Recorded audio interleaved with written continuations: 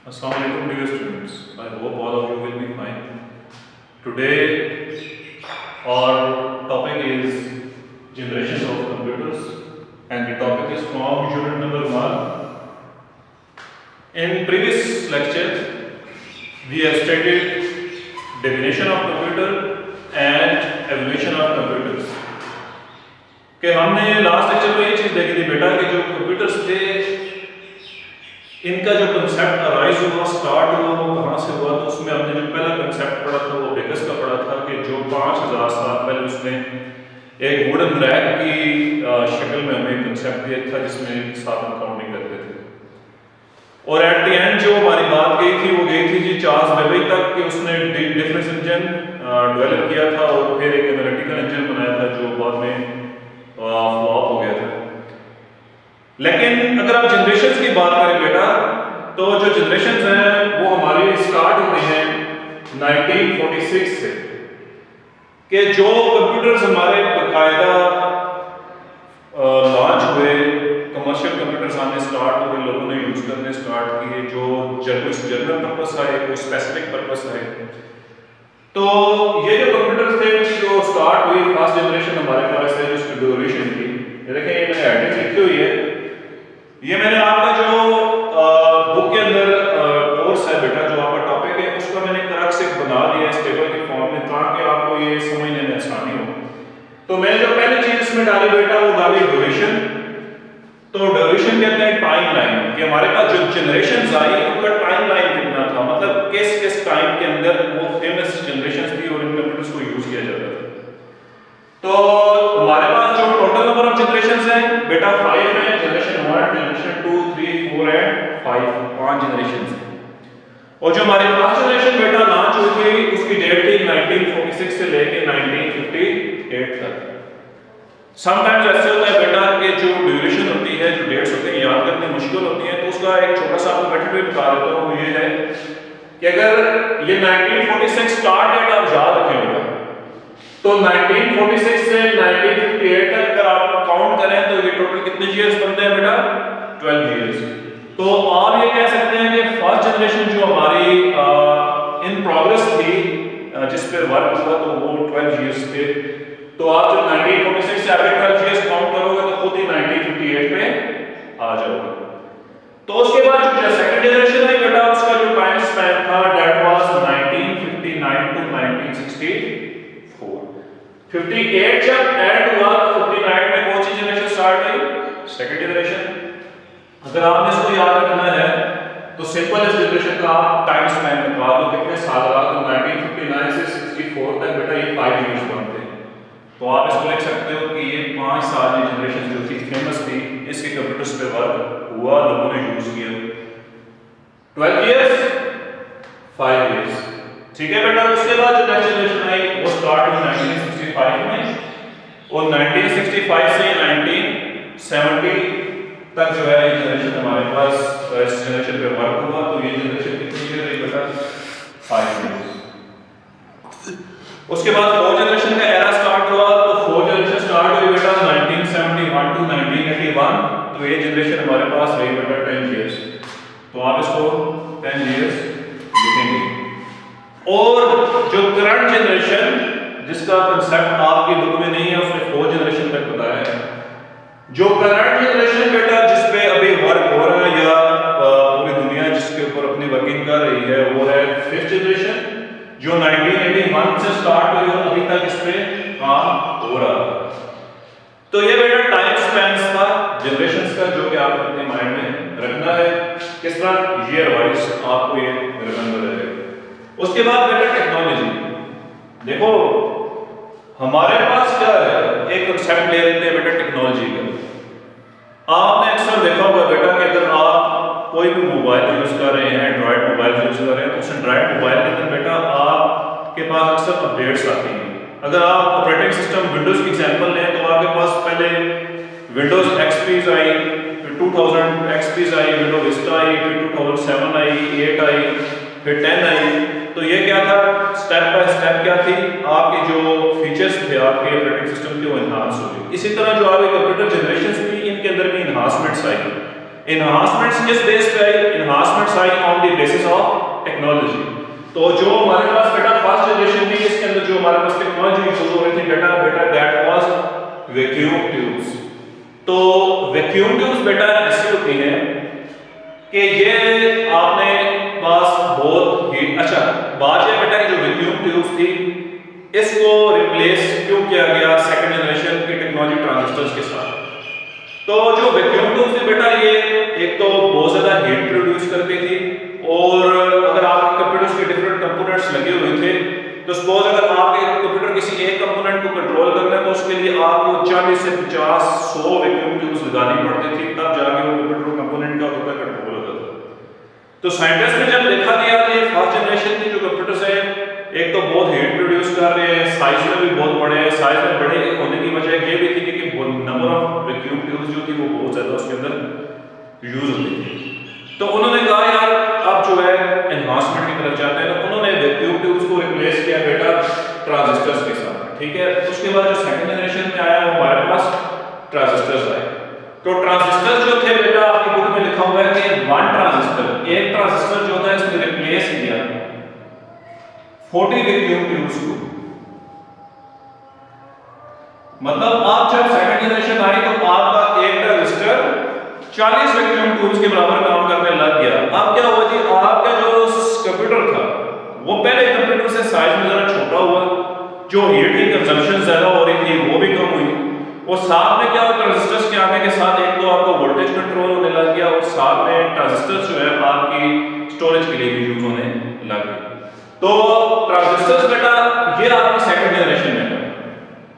Suppose अगर मेरे पास ये मदरबोर्ड बेटा बना हुआ है और मदरबोर्ड के ऊपर मेरे पास सपोज 4-5 कंपोनेंट्स है, 1 2 3 4 और 5 कंपोनेंट्स। सपोज अगर कंप्यूटर के इस कंपोनेंट को कंट्रोल करना था तो इस कंपोनेंट को कंट्रोल करने के लिए आपके पास सपोज 40 वैक्यूम ट्यूब्स थी, 40 वैक्यूम ट्यूब्स थी। जब ट्रांजिस्टर्स आए तो इस कंपोनेंट्स को 40 वैक्यूम ट्यूब्स ने कंट्रोल नहीं करना, सिर्फ एक ट्रांजिस्टर ने कंट्रोल करना है, ठीक है बेटा। अब देखो ट्रांजिस्टर्स आए तो थोड़ा सा और एनहांसमेंट्स आई, सिस्टम की प्रोग्रेस बेहतर हुई। पहले जो सिस्टम से जनरेशन 1 के सिंपल कैलकुलेशन करते थे, ठीक है, जिस तरह आपके जो नॉर्मल कैलकुलेटर्स कर रहे होते हैं, अर्थमेटिक कैलकुलेशंस कर रहे होते थे, plus minus multiplication division subtraction या डिफरेंशियल इक्वेशंस वगैरह सॉल्व करने में, लेकिन स्पीड क्या थी, कम थी। फिर ट्रांजिस्टर्स आए तो स्पीड इंक्रीज हुई। अब जब ट्रांजिस्टर्स आए तो आप देखें एक कंपोनेंट को जगह 40 वैक्यूम ट्यूब्स कंट्रोल कर रही थी, अभी इधर एक ट्रांजिस्टर बेटा कंट्रोल कर रहा है। अच्छा, अब साइंटिस्ट ने कहा यार अब ऐसा है कि हमने, क्योंकि कंप्यूटर का असल डेफिनेशन ये है कि आपके डेली लाइफ की जो वर्किंग है उसको स्पीड अप करता है, जल्दी जल्दी कैलकुलेशन परफॉर्म करता है। उन्होंने कहा यार क्यों ना यार एक ऐसा सर्किट बनाया जाए जिसको हम कहें इंटीग्रेटेड सर्किट, जो मिलकर जो है एक से ज्यादा कंपोनेंट्स को कंट्रोल करने लग जाए। अभी सपोज यहाँ पे एक ट्रांजिस्टर अगर एक कंपोनेंट को कंट्रोल कर रहा था तो उन्होंने एक आइडिया दिया यार आईसीज बनाते हैं इंटीग्रेटेड सर्किट्स जो कंप्यूटर के डिफरेंट कंपोनेंट्स को आपस में मिलकर कंट्रोल करें। तो उन्होंने क्या किया, जब उन्होंने इंटीग्रेटेड सर्किट्स बनाने का इरादा किया तो ये इन्होंने बेशुमार ट्रांजिस्टर्स को, जब बहुत सारे ट्रांजिस्टर्स को उन्होंने एक जगह आपस में कंबाइन किया तो इन्होंने आईसीज बनाई जिसको हम इंटीग्रेटेड सर्किट्स कहते हैं। तो जब आईसीज बना दी तो सपोज ये मैंने एक आईसी की चिप लगा दी, ये एक आईसी है, और सपोज अब ये एक ही जगह 3 कंपोनेंट्स को कंट्रोल करने लग गया। अब विद टाइम 4th जनरेशन का हुआ। 4th जनरेशन में ये हुआ कि साइंटिस्ट ने कहा कि क्यों ना एक ऐसी चिप बनाई जाए जो कंप्यूटर के सारे पार्ट्स को कंट्रोल करे, कि पूरे कंप्यूटर को कंट्रोल करने के लिए एक ही चिप बनाई जाए। पूरे कंप्यूटर को कंट्रोल करने के लिए जो उन्होंने चिप बनाई इसको उन्होंने कहा कि माइक्रो प्रोसेसर और माइक्रो चिप। अब क्या हुआ, जब माइक्रो चिप कंप्यूटर के अंदर लगी तो वो सारे पांचों के पांचों कंपोनेंट्स को एक साथ कंट्रोल करने लगी। तो ये असल डिफरेंस है कि अब आप जो कंप्यूटर यूज कर रहे हैं अपने डेली लाइफ में बेटा, ये माइक्रो कंप्यूटर्स हैं और उनके अंदर एक प्रोसेसर लगा होता है 2.8 गीगाहर्ट्ज 3 गीगाहर्ट्ज। वो क्या कर रहा होता है, पूरे कंप्यूटर की प्रोसेसिंग को, वर्किंग को कंट्रोल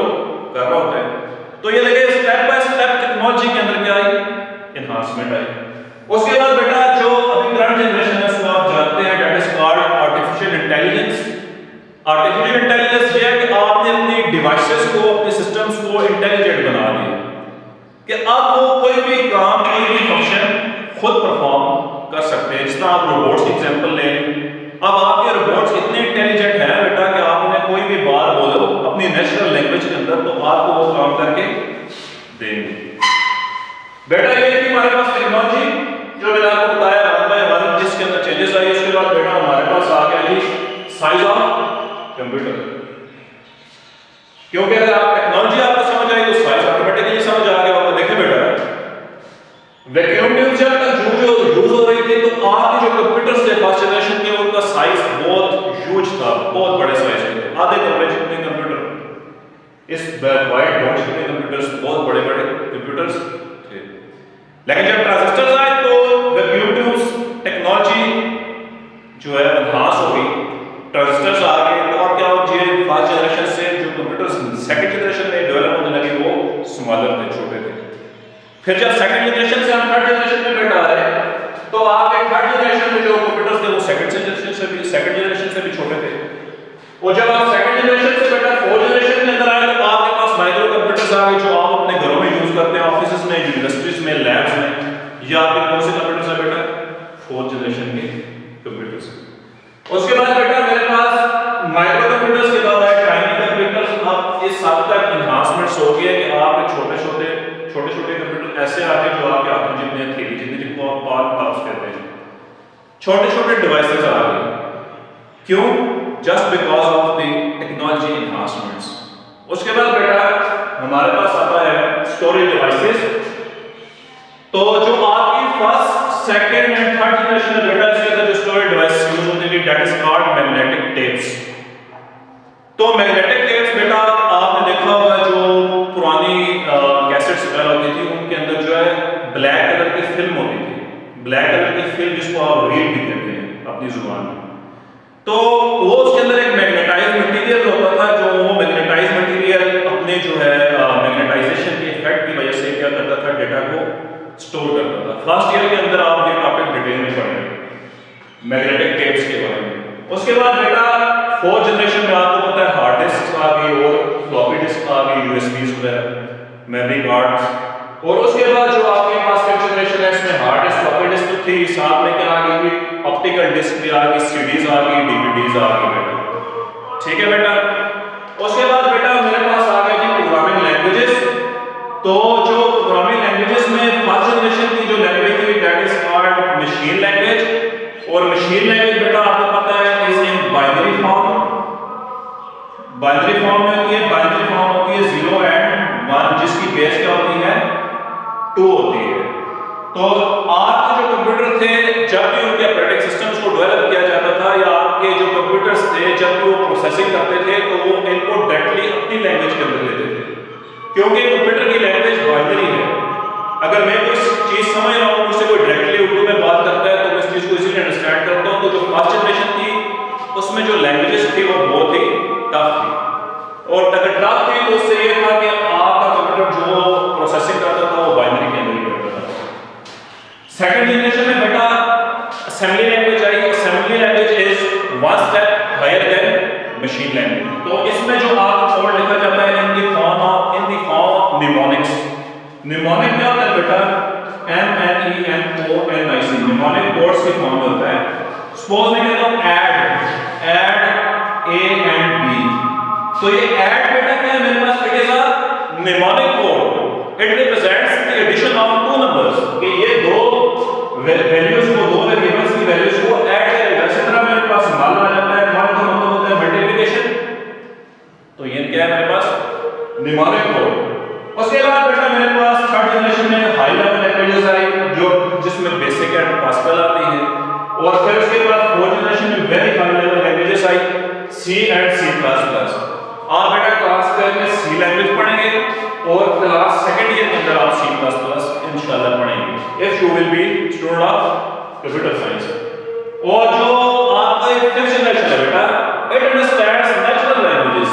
लोगों ने अपनी जुबान के अंदर कोडिंग स्टार्ट कर दी, अपनी लैंग्वेजेस डेवलप की और इतनी इंटेलिजेंट लैंग्वेजेस डेवलप की कि इजीली वो कोई भी कोड करने लग गए। एट लास्ट बेटा the most important famous computers. ये फेमस कंप्यूटर्स से मुराद बेटा ये है कि अपने टाइम में जो कंप्यूटर्स ज़्यादा इस्तेमाल हुए या यूज़ हुए या जिनको ज़्यादा प्रायोरिटी दी गई, उसमें क्या है इलेक्ट्रॉनिक नंबर इंटीग्रेटेड कंप्यूटर्स हैं, उसके बाद यूनिक है, और फिर IBM 1400 series international business machine IBM stand होता है, और IBM 1600, IBM 360, 370, IBM 303 grey 1 Pentium series and laptop, पान लैपटॉप्स एंड पान का कंप्यूटर, ये अपनी जनरेशंस के सबसे इंपॉर्टेंट और फेमस कंप्यूटर्स थे।